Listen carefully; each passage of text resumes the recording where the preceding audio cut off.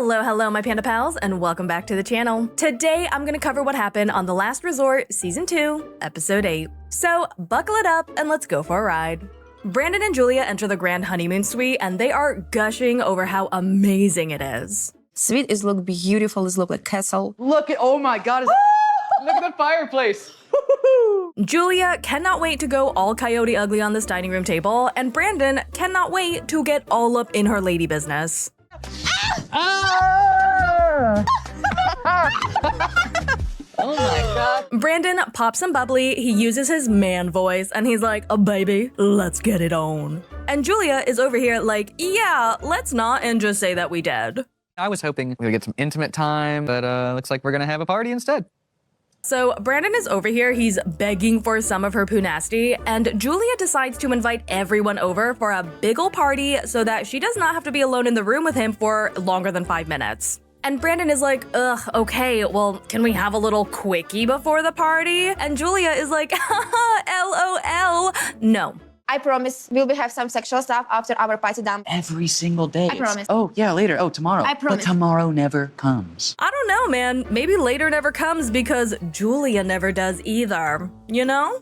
Julia tells him she really means it this time, and poor little Brandon over here is starting to foam at the mouth with anticipation. We're gonna have sexy time.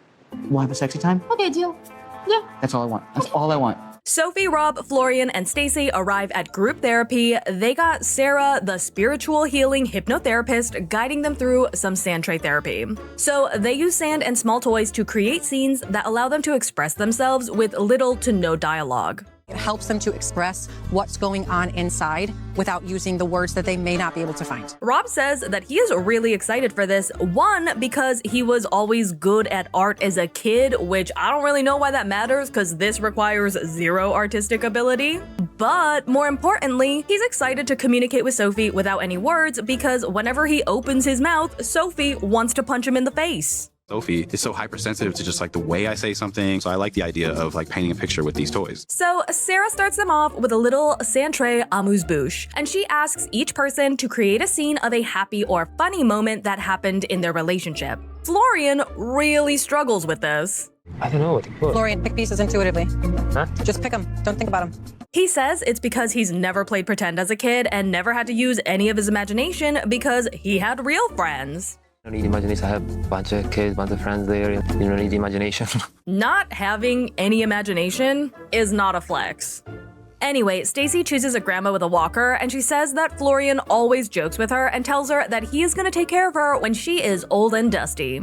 I'm 17 years older than him. He's like, don't worry, one day when you're old, I'll change your diapers. Florian picked a girl figurine, and he says that he always tickles Stacy before she goes to bed, which, if that is your thing, that is cool. That would annoy the absolute shit out of me. Rob's moment is when Sophie came to America and moved in with him. Sophie comes to America and my country ass with my outhouse bathroom, my dog, and my sports car. Sophie says that her moment is when they were in Spain visiting her family, and they went to a zoo, and somehow the animals all escaped and started to chase them. So yeah, everyone did great, they understood the assignment, and now it's time to dig in a little bit deeper, and Sarah has them create a little moment that depicts something that is very difficult for them to talk about. Rob takes us through his little moment. In one corner, he has his wedding, and they are looking towards their bright and happy future, but see this little trash can? This is Claire, because it is junk and she is a junkie. In another corner, he has a rhino, a baby, and a golden chest. The rhino is her mom, and the rhino is worried about this golden chest instead of worrying about little baby Sophie. And he tells us that Sophie did not grow up in the healthiest environment since her mother was an addict and never prioritized her daughter in her formative years. Her mom has not prioritized raising Sophie in a way that makes her a compassionate and considerate partner. So I don't really love this. One, I think Sophie's upbringing actually made her an overly compassionate person. I mean, she was a child and she had to take on a caretaker role for her mother due to her mother's addiction. If anything, I think growing up in that environment made her a people pleaser who was unable to recognize her own needs and how to vocalize them. Two, I do not love that he is putting all of the blame on Sophie and her mother. Like, Robert, you are part of the problem too. Rob goes on to say that Sophie's mom hates him because he is the first person to pull Sophie away from her and the life that the two of them have built together, and it's super duper annoying that she is always butting in and basically ruining his life.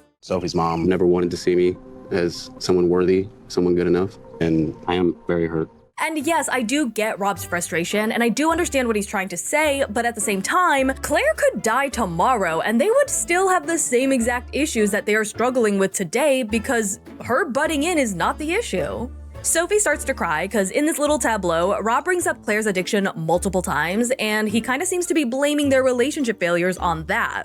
She's clean now, but it just brought back a lot. It's hard when someone struggles with addiction, and I don't want it to affect my marriage. She tells us that she basically had to raise herself, and she's never really thought this was detrimental, but now she's actually starting to see that this has led to things like her not being able to set boundaries or not being able to express her emotions in a healthy way. Super glad that she's on like this brink of an epiphany, but Rob also needs one too. Cause he definitely thinks that if he could just wave a magic wand and get rid of all of Sophie's trauma, all of their problems would be gone. But that is not what would happen because he still is a part of this problem.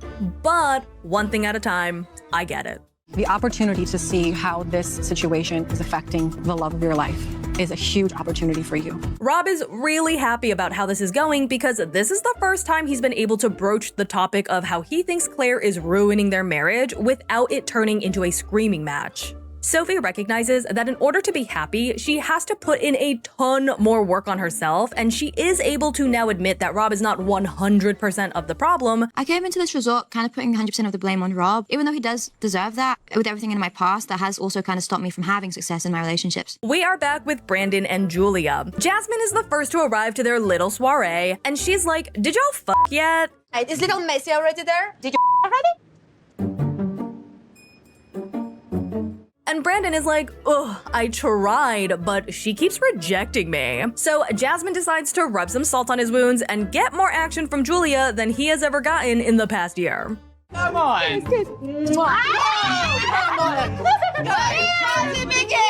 Seriously? Brandon is over here super bummed that he cannot even get a kiss from his own wife, so he strikes a little deal with Jasmine. Convince Julia to bang him, and he will convince Gino to bang her.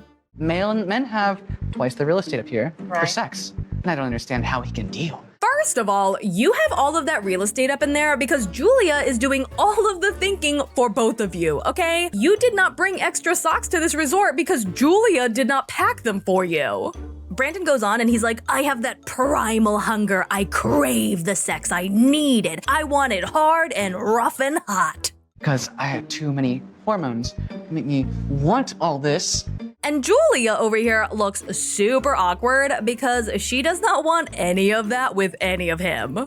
Now, either Julia genuinely is not attracted to Brandon anymore, or Brandon is very bad at grasping the concept that foreplay happens outside of the bedroom.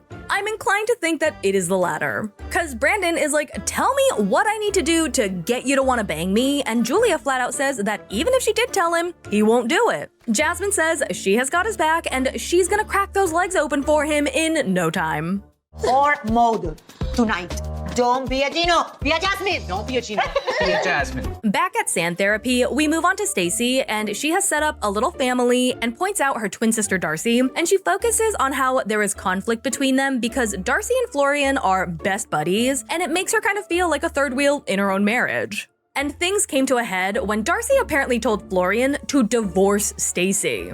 What did she say? Why don't you tell her? Should be single. Yeah, told Florian. Deserve more. Yeah. Heidi chimes in and she tells Stacy she should really consider couples counseling with Florian and Darcy together, and if they are all open to it, they can get this done at the resort.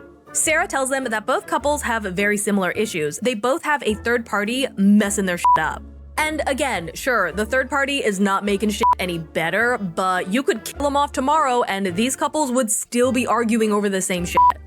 Florian and Stacy hop into the jacuzzi, Gino joins them, and he goes on to tell them about his fight with Jasmine. And Florian is like, bro, she just hates watching you have fun. Let's be honest, she is the worst. I don't feel like I can be myself, you know? Like, her is one only drama, man. Stacy's like, Florian, everyone here has problems. These two are both here to work on their relationship, so maybe shut up about it.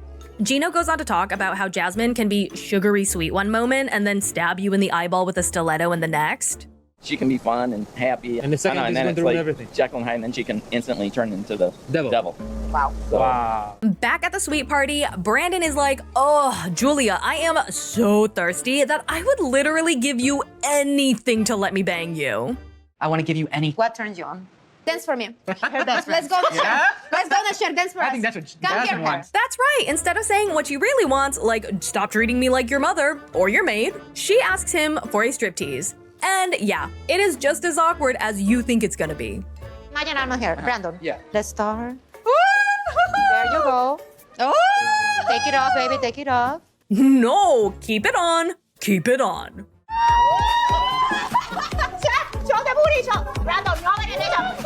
Oh my god. Could you imagine if he did that and there was just this huge shit streak up his ass crack? Anyway, I really wish Julia told him what she really wanted instead of asking him to do this bullshit, but I get it. It makes good TV. Back at the jacuzzi, Florian is like, hey Gino, where's that you call a wife? And he's like, oh, you know, she's partying it up with Brandon and Julia. And Florian is like, what? We weren't invited to any party.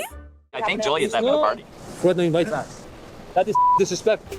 What the Stacy's like, no, she did invite all of us. Like, she invited us very loudly at the end of the row and throw. Like, it was just a very loud proclamation. We're gonna have a party in the sweet rooms. Yes. Woo!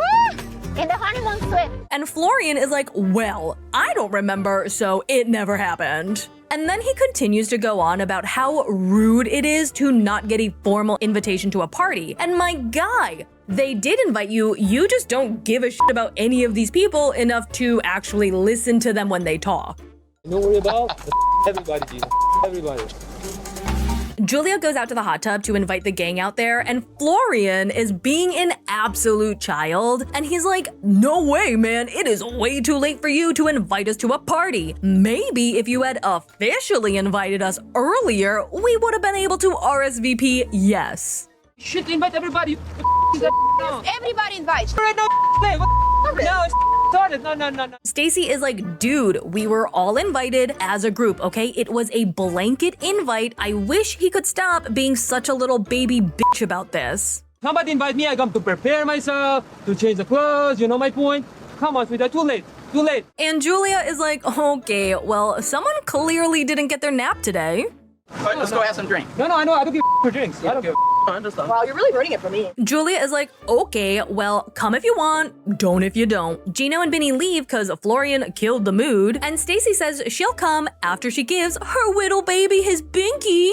If he keeps acting like this, I don't know if it's worth staying with him because I don't want to be miserable the rest of my life. We are back at the party, and Benny and Gino arrives, and yes, Jasmine completely ignores him and goes straight to being way too friendly with Benny. Hi, my friend. Hey!